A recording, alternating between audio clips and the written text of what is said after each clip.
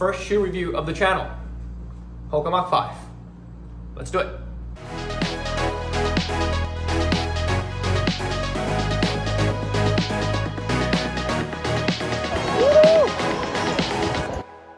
Hey, what's up everyone? My name is Sam.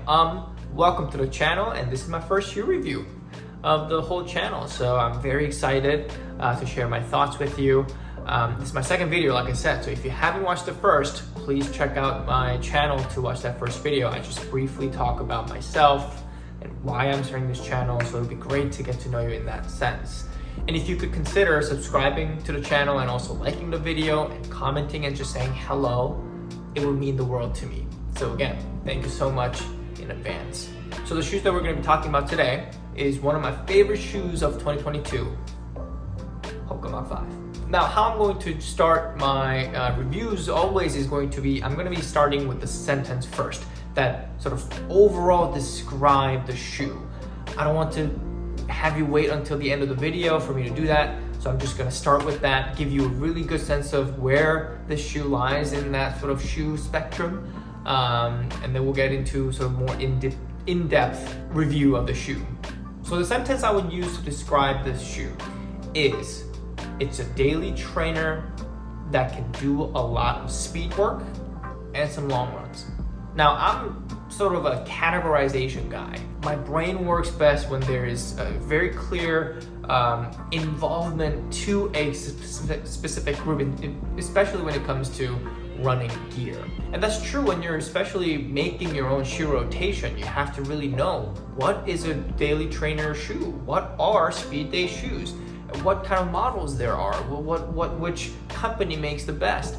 Blah, blah, blah, and it goes on and on. So I always really like to make sure that there is that categorization. For this, I would say it's a daily trainer plus. So if the daily trainer is here, daily trainer is something you can wear every day. You can wear it to a grocery store too if you want to. Every day you're running, you want to have your own pair of daily trainer that you go every day. And then there's a speed day workout shoe here, which can go a little bit faster, which is lighter. It's almost like you have your Toyota Camrys and you have your Porsche. However, there are days where you want to sort of do both. You want to go out to a market, to a grocery shop, but then you also want to hit the track when you're there, when you want to go around the track a little bit fast, fun, and then come back home nice and safe. And that to me is the shoe in the shoe reference. And the reason why I say a daily trainer plus, not a speed day shoe minus, is because I think this geared towards a little bit more on the daily trainer side. You can wear this every day. You can't even put this as your daily trainer and just have this as your everyday run shoe, but it can do a lot more than that. And it's very light, only 8 ounces in my size, which is 8.5 US. It's just so versatile that I just have to describe it as daily trainer plus. So let's start with the midsole and let's sort of break it down a little bit more in depth. As you can see here, you have two foams here. The top layer is called Profile Plus. It's a very plush and very reactive foam that is for speed. That's what they say on their website. The bottom layer here is a little bit harder EVA, rubberized EVA, which is very hard to touch. I mean, if you're squeezing it, it's pretty hard.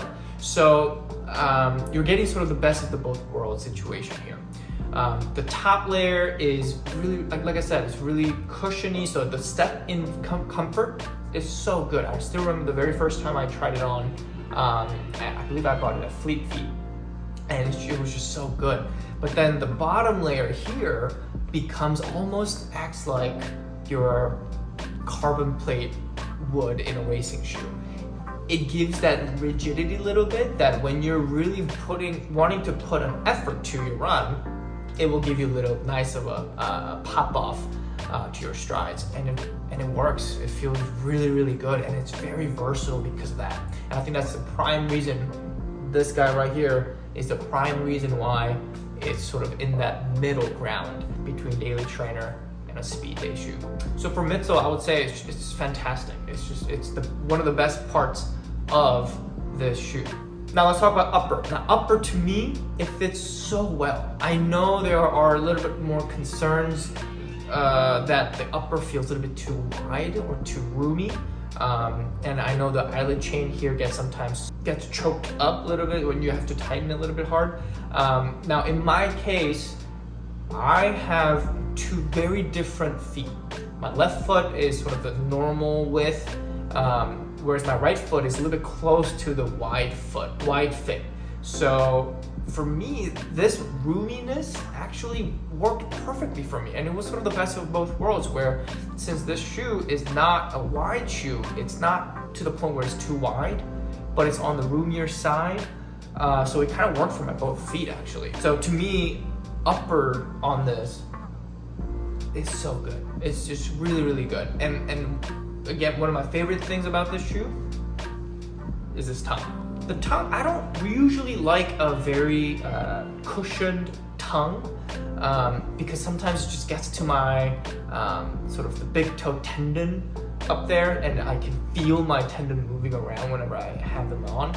A good example of that is Nova Blast 3 has a little bit more plush tongue. I know some people love that. For me, it just gets in the way. Here we have really thin tongue that it just feels really, really nice. Almost feel like you're wearing nothing. It's just so good. So, and lockdown is great too. This heel flare, I love it. Every time you put it on and off, it's great.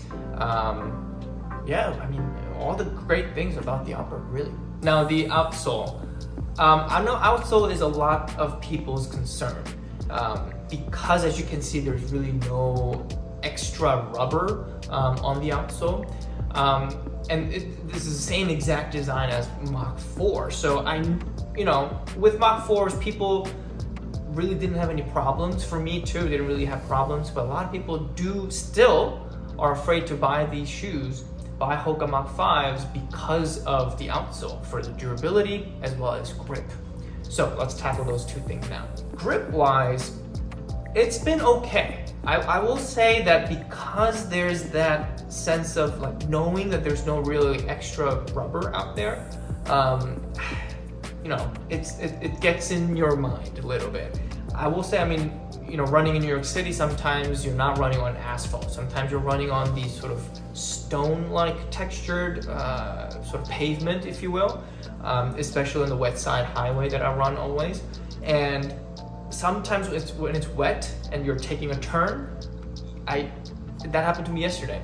It just feels a little bit iffy. I think that's the best word for me to describe it. I didn't slip or anything, I didn't fall, but I just feel that, that feeling when you're driving a little bit too fast for a corner and you feel that little bit of push and you slow down immediately? That's the feeling that you get with the outsole here.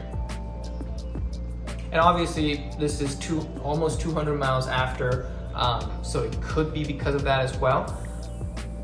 But other than that, it's been okay. I haven't tripped or fall or slipped, which is good.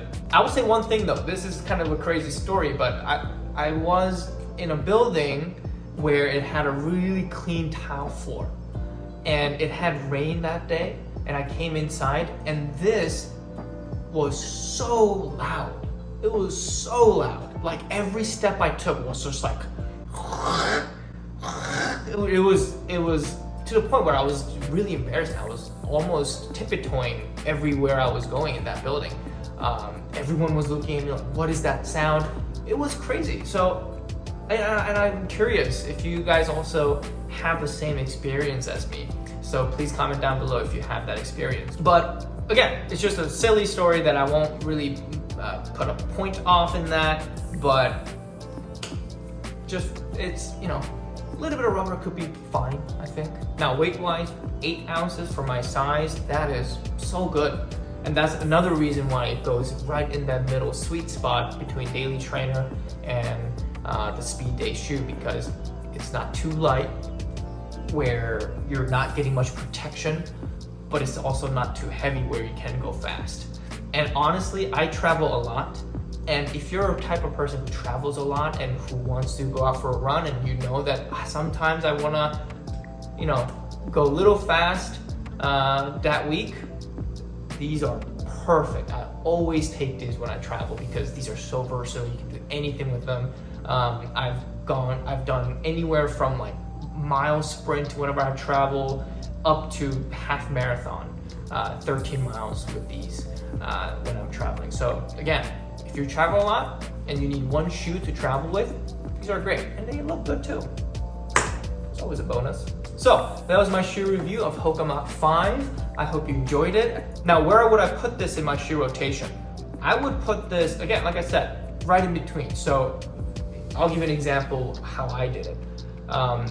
When I first purchased these and when I was running with these primarily, I had Nova Blast 3, Pegasus 38, and then I obviously got the Nova Blast 3 as my daily trainer.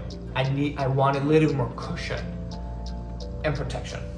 And then these were sort of those days where I wanted to go fast. I had a speed day, or I didn't want to quite necessarily go on a carbon plated or nylon plated shoes because maybe I was a little bit too sore or whatever the reason is, or whenever I'm traveling and I want to go fast in that run, these were right in there. And then I had speed 2s. I hope you liked the video. Thank you so much for tuning in, and stay tuned for my future videos. I hope to upload a little bit more often, and I also hope to really include some of my training vlogs as well. So stay tuned for that. Keep checking out the channel if you can. Please consider hitting that subscribe button and also giving this video a like. And also just comment down below and just talk to me. I would love to say hello to you. So again, thanks so much for tuning in, and I'll see you on the next one.